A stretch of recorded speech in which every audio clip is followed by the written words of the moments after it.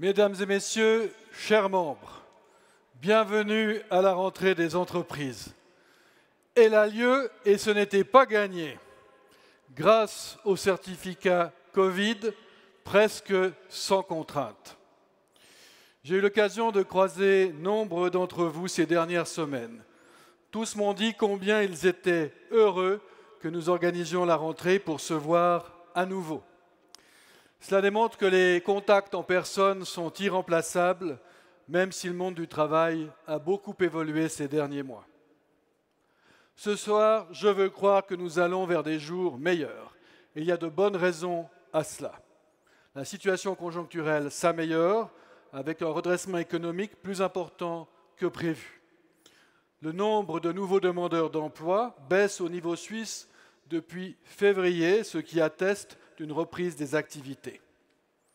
Mais je suis bien conscient que la réalité de certaines branches ne correspond pas aux prévisions générales.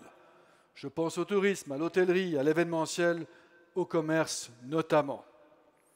Il est également, et c'est paradoxal, compliqué pour certaines entreprises de trouver du personnel. Les mécanismes pour atténuer la crise et aider les entreprises et les employés ont des conséquences inattendues.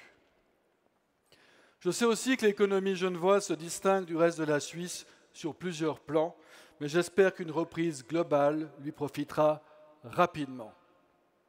Pour cela, la vaccination doit être étendue. Nous l'attendions, cette vaccination, car nous savions que c'était la seule solution pour relancer les activités. Et c'est ce qui s'est passé. Elle est au fond arrivée dans des délais très courts, une véritable chance. Cette chance, c'est déjà la réalité pour plus de la moitié de la population suisse. C'est elle, avec les tests, avec les attestations de guérison, qui vous ont permis d'obtenir le certificat Covid pour ce soir. Je sais donc que je parle à des convaincus, mais il n'y a rien de plus agréable. La vaccination n'est peut-être pas une garantie absolue, mais elle marche. Regardez les chiffres, ils ont été publiés à nouveau aujourd'hui, des hospitalisations et la nature des contaminations. La maladie est attrapée par les non-vaccinés dans l'écrasante majorité des cas. Et ce sont eux qui subissent, hélas, les formes graves de la maladie.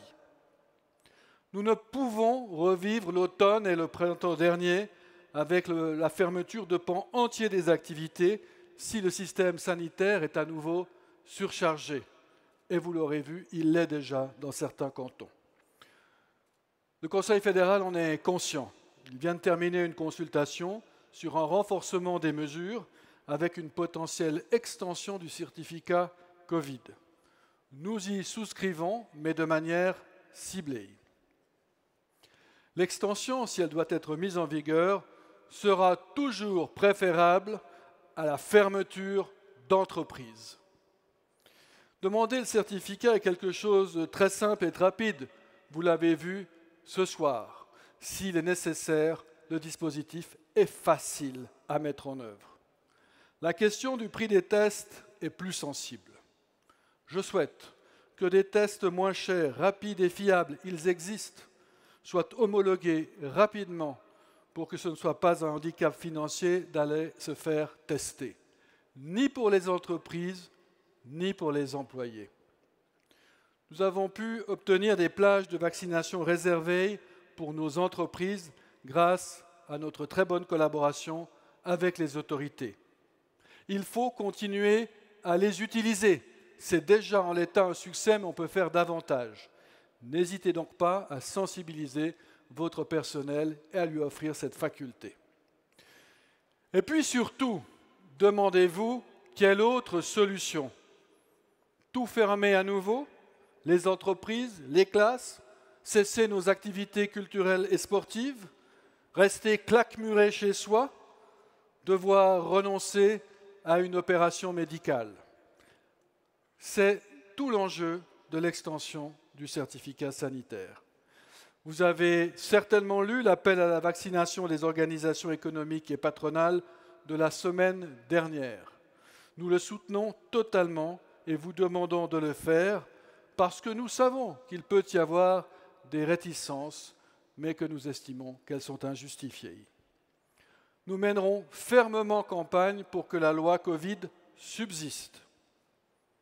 Nous respectons le choix de ceux qui ne souhaitent pas être vaccinés, mais ce choix a forcément quelques conséquences qu'il faut être prêt à accepter pour respecter la majorité.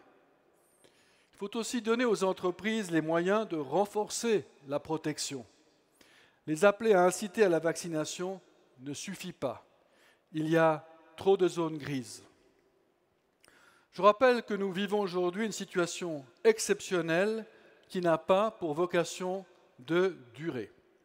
Cela implique parfois de devoir accepter des restrictions pour certaines professions ou certains secteurs. Cela ne veut pas dire que nous voulons les généraliser ou les pérenniser. Il s'agit de faire maintenant en sorte que nous préservions nos libertés.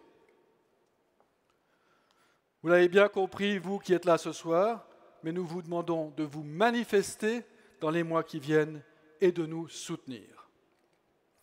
Ce travail pour la liberté d'entreprendre se fera toujours en étroite collaboration avec les autres organisations patronales économiques du canton, de l'affaire et les fêtières nationales. Il continuera avec nos autorités, que je remercie moi aussi ce soir. Gérer la crise n'est pas un long fleuve tranquille, ni pour elle, ni pour nous. L'important, c'est de trouver des solutions. L'isolement de la Suisse en Europe s'aggrave. Il est déjà réel avec l'abandon de l'accord cadre et il le sera encore plus si le certificat sanitaire disparaît. C'est une préoccupation constante. La Suisse gagne 1 franc sur 2 avec l'étranger, on le dit assez, et 1 franc sur 3 avec l'Union européenne, on ne le dit pas assez. La bonne santé de nos voisins, c'est la nôtre. Nous nous battrons pour maintenir une Suisse ouverte. J'ai volontairement limité mon propos. Pas de chapitre sur le point que vous adorez tant, la circulation et les transports. Rien sur l'aménagement du territoire, ni sur la formation professionnelle. Pas un mot sur l'évolution du marché du travail, qui pourtant est bien réel. Sur la fiscalité ou les défis environnementaux, Yvan Slatkin les a abordés tout à l'heure. Ce sont des sujets de société fondamentaux sur lesquels nous travaillons ensemble tout au long de l'année. Et pour conclure, malgré quelques voix éparses qui se sont élevées sur les réseaux sociaux, nous avons reçu énormément de messages de remerciements de votre part, des messages souvent très touchants. C'est à mon tour de vous remercier ce soir pour votre présence, votre confiance et votre fidélité. Soyez assurés que nos collaborateurs continueront à être à vos côtés. Je les remercie moi aussi pour leur engagement qui a été et est total. Profitez de ces soirées, profitez de vous retrouver et faites tout pour que l'on puisse continuer.